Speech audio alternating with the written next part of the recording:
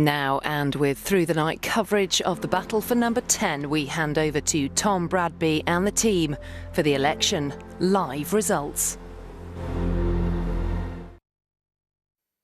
The Prime Minister took us all by surprise as he launched his re-election bid in the pouring rain.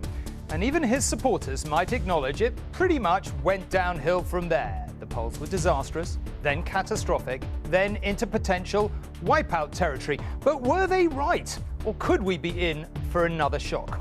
We are not far now from the moment of truth for the PM, for the pollsters, indeed, for all of us. The seconds are ticking down to the first strike of Big Ben at 10 o'clock, when the broadcaster's joint exit poll will give us the clearest indication of the new political landscape. Have we voted for change? And if so, have we done so decisively? On every election night, history is made. The party leaders voting earlier will, of course, have been all too well aware of the predictions of record-breaking shifts. So much on the line for each of them tonight. There are always two key questions. What is happening and what does it mean? We have what we believe is the best possible team to help you chart a course through what could be a turbulent night. Buckle up. The political map is about to be reshaped, and we've got our most powerful set of tools to get into the data from the exit poll and the early results to separate the signal from the noise so you can make sense of it all. And we've got our biggest and best ever panel of experts. Former Scottish First Minister Nicola Sturgeon joins George Osborne and Ed Balls to analyse and interpret the story of the night. Robert Peston is here to give us his political insight and to mine his contacts.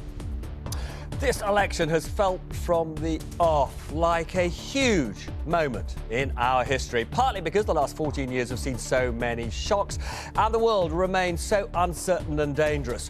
Will the UK choose a new path? And could we about to feel an earthquake that shakes our entire system? And we have two of the most highly respected election experts in the country, Professors Colin Rallings and Jane Green, to break down the what and the why of the results. We'll have correspondents in every nation, in every region, with the party leaders and those constituencies racing to be the first to declare. I'm in Blythe, where they're hoping to beat their local rivals across the northeast by announcing the first MP of the new Parliament. I'll be bringing you regular updates here in the ITV newsroom, where our results team will be taking calls from our journalists across the country as they aim to bring you the results before anyone else. Here with me throughout the night will be Paul. Yes, Nina, I'll be keeping a close eye on stories emerging from counts across the nation as we learn how your vote will shape Parliament. So, we are with you for the next 8 hours through every twist and turn of what is sure to be an interesting and might be an astonishing night. Welcome to Election 2024.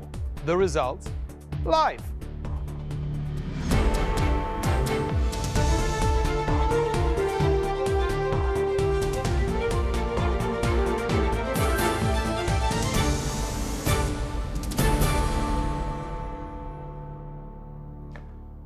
Only a few moments to go now until the polls close and we can reveal the results of that joint broadcasters exit poll. To guide us through the impact of that projection for the new Parliament, we have an unrivalled panel of political minds who've been at the heart of power themselves when previous exit polls signalled the reshaping of governments, alliances and political careers. Let's get a sense from them of what they'll be looking out for as the night unfolds.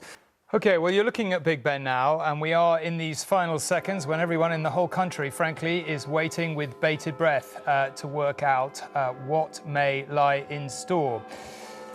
Rishi Sunak called this election, desperately hoping that he would be able to get a majority, and has he got it? The exit poll is here.